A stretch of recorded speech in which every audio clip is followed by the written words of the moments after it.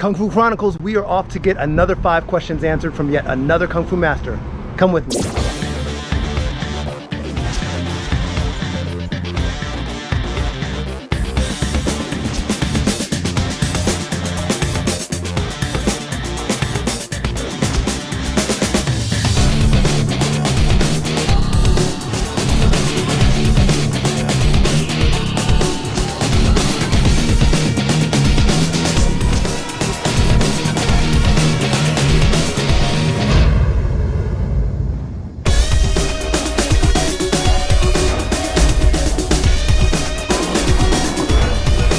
Today we are in the city of North Hollywood, California to see Master Carl Totten, Dr. Carl Totten, world-renowned Carl Totten. Yeah, that's the ticket. Yeah. He is at the Taoist Institute. We're going to go visit him in a minute. Do remember, if you haven't already, subscribe below, and then of course check me out on all my social media right here. Let us know things you'd like to see in future episodes and who else you'd like to see us ask questions to. Let's go check him out.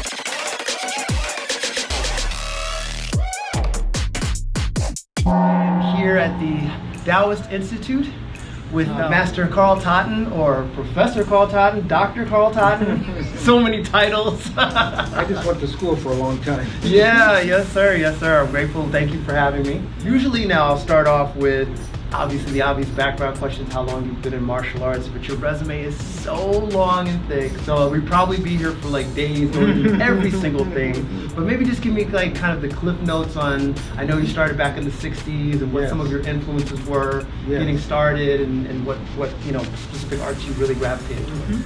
Now, I began training officially in 1963. I unofficially had started just kind of working out some books and things with friends a couple of years before that. But in 63 I found my first teacher, a master of kenpo and kung fu, named John Leone. He was a master from Hawaii. Yes. He's part Filipino and part Hawaiian, and I think 1/16 Chinese. And he was one of the first non-Chinese, you know, not full-blooded Chinese, to be allowed to study kung fu. He already was a black belt in kenpo, you know, kenpo from Emperado, and in Japanese karate from Japan.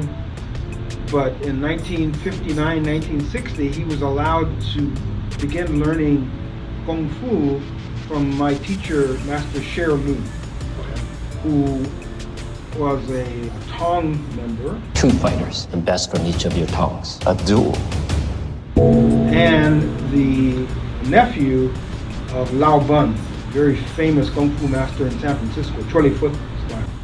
And he had lived originally in China. Master Lu, he was born in China, raised in a monastery, and where he learned kung fu and healing, you know, philosophy, and became a priest. And then in 1948 he moved to the United States, lived with Lao Bun for many, many years, learning Chole Foot. And in 1959, he decided that, you know, it's time for non-Chinese to start learning kung fu. And so he searched for 1 year for the right person. And after a year, he found John Leone and brought him actually as a non-Chinese into the Tong. Unheard of. Yeah, I was gonna say. He's the first one in the world. This was a victory for the Tong. And began teaching him kung fu. But because it was a Tong-affiliated school, this is a means for the Tongs to settle their disputes. he also was able to learn from other teachers in the Tong. And so he also began learning from Grandmaster Wong, who was kind of the father of Kung Fu in America in many respects. And so in the early 60s, I was learning this material, we were learning all the kenpo, kenpo techniques and basics, and, strike kicks, sparring, all of those things, that we do in kenpo style. But at the same time, we were learning a lot of the basics from Kung Fu. And so I started studying aikido for several years. I even got a chance to meet Tohei Sensei, Koichi Tohei, the only 10th degree black belt in the world at that time. And that changed my life because he was an amazing human being. And then, at a certain point, there was a master coming from Hong Kong named Richard Wong, who was teaching Yagong Moon Kung Fu. And so I and several of my friends, that you probably have heard of, like Douglas Wong and others, we all began learning together with him. And of course, Ark Wong, I knew about, my first teacher's teacher. And so I started going to visit Ark Wong a lot. Several times a week for years, even though I wasn't his student yet. And so in 1970, I got my black belt in Kung Fu from Ralph Shun. Ark Wong actually had to fill out the certificate because Ralph couldn't write Chinese. Speaking. And then in 71, 72, 3, I started getting certificates, instructors certificates, Sifu certificates, eventually a senior Sifu certificate from Ark Wong. Now at the same time, I had originally started learning Tai Chi from Ralph Shun. Besides, he was teaching Ark Wong's Kung Fu. So I'm learning all these different arts with all these people at the same time.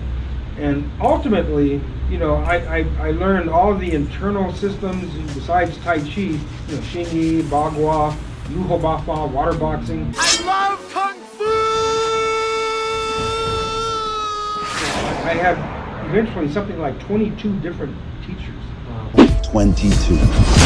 Many of whom are legends. I was able to learn from them personally, privately. Like Ed Parker, everybody knows Mr. Parker. I learned almost all of my kenpo was learned in Mr. Parker's living room. That's personal instruction. That's amazing. Didn't you become part of the association too? Yeah, my school here became a part of the IKKA, his association. When I'd give tests, my students would get IKKA certificates. Got it. Yeah, so I, was officially, in the kenpo world, and to this day I still am. Last year I was inducted into the Kenpo Karate Hall of Fame. Right, I'm reading that. Which I never guessed it would be such a thing would be impossible. It's amazing. That's amazing. That's amazing. But I was one of the few people who was able to learn directly from Mr. Parker at his home. And that's awesome. Which was amazing. Yeah. And so I've had several experiences like that. You see here on the wall here the pictures of all of my teachers. Yeah. That wall and the back wall there. I always call myself the luckiest man on earth because I've been able to learn from the greatest teachers pretty much in the world. Now, speaking about your background, obviously, because you're more than just a Kung Fu master, you're also a psychologist and all this, and a Taoist priest. How does all that kind of mesh for you between the two? We were talking about yin and yang before, and like you've learned all of these deadly arts, but how do you balance that? I guess that's... my teacher, Cher Lu, he said the first day of training, he said Kung Fu is really for your health, right? Because that's the most important thing you have. Once you lose that, you've got nothing. And so all of these Kung Fu training, stances, drills, exercises, forms, techniques, sparring, it's all physical, so it's all good for your health. It's moving your blood, so you don't have blood stagnation. We're learning qigong, so that's nourishing the organs, the dantins, like the chakras, you might say, and so it's healthy. And psychology, the psychology that I do, it's kind of mind, body, spirit, same thing. And so it's all to help people rise to their highest potential as human beings on a mental, physical, and spiritual level. I see your talents have gone beyond the mere physical level. So whether it's martial arts that's doing that, or psychology. Why not?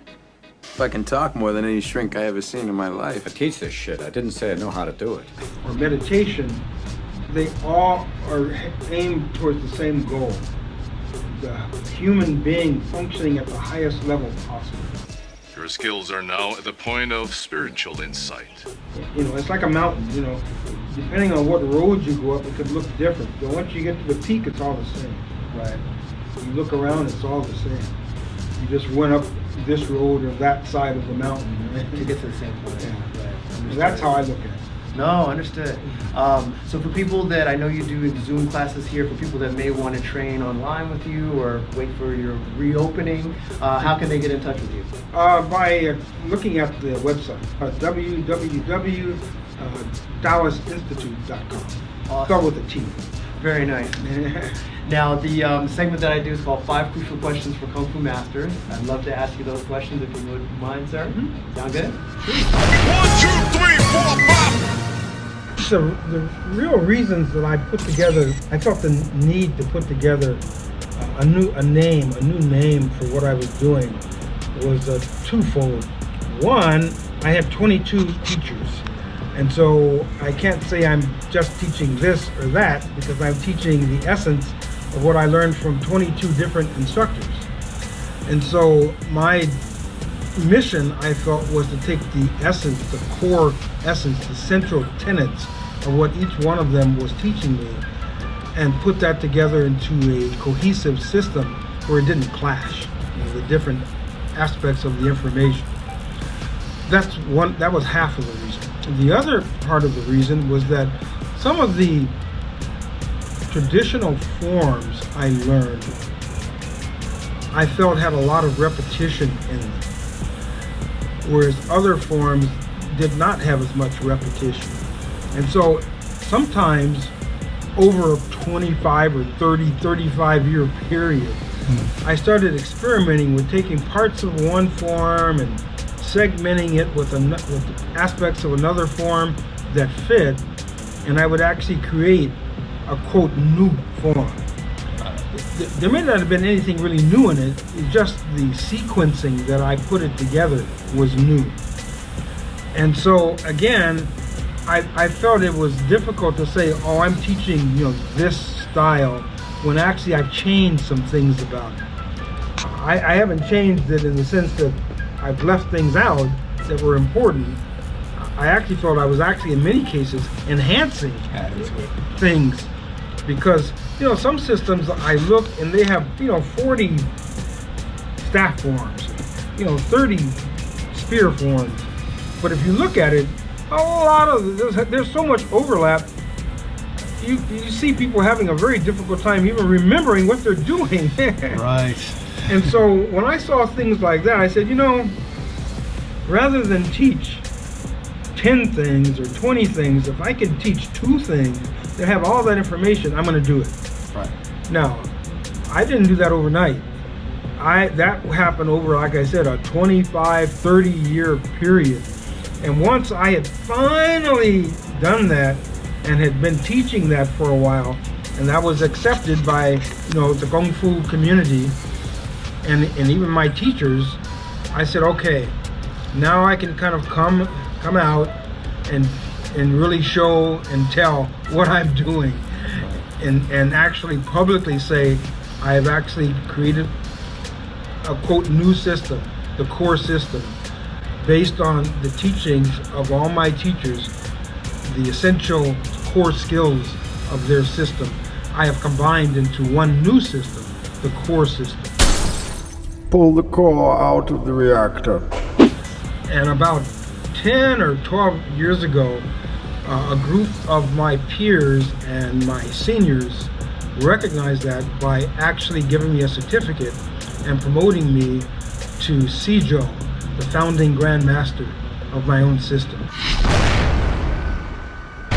You know, it's very difficult to get a black sash or a black belt from me because I'm old school. I'm all about old school. I really stress the basics and a lot of the traditional forms and drills and exercises and internal aspects of the art. And my students have to learn all of that in order to be considered a black belt or a black sash from me.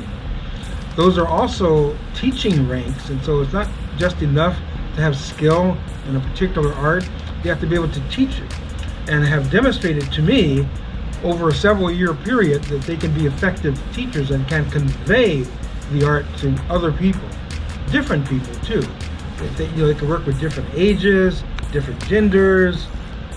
Once they have mastered the curriculum and can teach it, then they get promoted to black belt or black sash. Wong was a acupuncturist. Another one of my Tai Chi teachers, Dr. York Liu, was a famous physician. He had both an MD and was a doctor of acupuncture and Chinese medicine. I learned from him for years, and so I learned a lot about acupuncture, herbs, Chinese medicine, also qi, healing with energy and qi, Tui Na, acupressure massage, bone setting, all of these skills, to the point where I actually have been hired to teach in 2 colleges of acupuncture and Chinese medicine here in Los Angeles. Nice. Even though I'm not an acupuncturist, I've studied it from my teachers and even in school, but I was allowed to teach people who were becoming acupuncturists just because I knew so much. Nice. Because traditionally in China, in order to be a Sifu, it's not enough just to know how to, punch and kick and beat people up, or know forms and weapons and things. You have to also be a healer if you're going to be respected as a real Sifu, instead of just kind of a brute. Stay away from us, you brute! Right. And so my students who get to be black sash, black belt, they have to learn the healing art as well. And so for years I've had classes here in healing with qi and in Tui Na, acupressure, massage, and the principles of concepts of Chinese medicine as part of the seminars and workshops that I teach here. And this unity of mind, body, healing, internal, external, all of that is what I feel is, my mission to preserve and transmit to the next generation. That's essentially, what I do. One of the things I teach here is that every student and every client, every patient that I work with has to learn self-care skills, because if you don't know how to take care of yourself, you're not going to be able to be at your peak functioning as a human being. Bruce Lee is a very interesting person, to say the least. Right. You see his pictures on my wall. Right. Actually, if you go in my library, I have a portrait of Bruce Lee. Got it. Bruce Lee was, again, a genius when it comes to martial arts. The man trained like a fanatic. Again, he's another one of those 12-hour-a-day trainees like I was. Right. And he's highly skilled, to say the least. So those are some of Bruce Lee's very positive qualities. Right. But Bruce Lee had other qualities too. Of course, yeah. It's human. Right. Yeah, you talk about yin and yang. Yes, sir. He was very cocky in many respects. But Ed Parker said, yeah, Bruce Lee was cocky, but he could back it up. Okay. But in the traditional Chinese martial arts community, when Bruce is coming in and going on the stage and demonstrating in San Francisco and the movie theaters and basically challenging all the masters in San Francisco, they felt that he wasn't really showing respect. Okay. And they didn't appreciate it. Many of Bruce Lee's senior instructors, like Danny Inosanto and Daniel Lee, people who studied directly with Bruce, they became my friends later. And we were all working with part of Inside Kung Fu magazine, so we were doing things together. And so, one of them, Professor Dan Lee, who was also a Tai Chi master, passed away a few years ago. He used to come up to our school, Douglas Wong and I were teaching, and show all of Bruce Lee's training exercises all the time. And to the Taoist sanctuary where I trained with Sher Lu. On Friday night we had like fight night where we would just spar and fight and nice. train with anyone who walked in the door. And so Dan Lee would come up there frequently, with Douglas Wong and I were working out. And again, we just work out and go over all these Jeet Kune Do, trapping drills and speed secrets and things. Nice. And that was, it was fascinating. And back in the 60s and 70s, see, everybody was sharing what they knew. And so people would come from all over the place. I went to visit every school in Los Angeles, whether it was Kung Fu or Karate or Taekwondo or Judo or Jiu-Jitsu or Aikido. just studying everything I could, and a lot of that information got incorporated into what now is called the core system. Practicing forms is absolutely essential, certainly in the Chinese martial arts. You know, the way the art as a whole has been handed down from one generation to the next for several thousand years has been through the practice of forms. A form is almost like an encyclopedia or a dictionary, and it contains all this information. Now, learning each bit of that information one at a time, move by move, out of context would be almost impossible, because there are tens of thousands, if not hundreds of thousands, of tidbits of information in a Chinese martial art. But by weaving all of that together into a form that's interesting, that teaches lessons, internal and external, you know, mental and physical, that maybe embody movements from an animal. You know, Wong was famous for teaching what he called the 5 family and 5 animal system. You know, the 5 families being from South China, Choi, Li, Phut, Mok, and Hungar systems. And then the 5 animals from Shaolin Temple, tiger, dragon, leopard, snake, and crane, among many others. And it's more than just a move, say for self-defense. That's very important, and I definitely teach that. But I care about more than that. I care about Kung Fu as an art form. And in order for Kung Fu to be seen and appreciated as an art form, similar to dance in many respects, is what the Japanese call kata, or the Chinese call Qin, form. And the forms done with the unification of mind, body, breath, and intent create something beyond just the movements that you see. The qigong, the mind intent, the shin, you know, the level of awareness, the breath, and the interaction of all of those forms an internal alchemy that creates something that by itself, all of those elements would not exist. It's only when you put all those elements together that voila, something brand new is actually created. Voila. And yes, another 5 questions answered. Hope you enjoyed it this time. Subscribe if you haven't already below, and please do comment. Let us know what questions you'd like to see answered in upcoming episodes. All right, thanks again to Master Totten for being a part of this video. Thank you, appreciate it. And check out a couple of other videos you might like while you're here, guys. Share the video if you liked it. See you guys in the next round, and keep punching. The people who I admire the most are the creators in the world. You know, people who are the innovators. And again, the Renaissance man or the Renaissance woman, you know, who is doing their own thing a brand new way.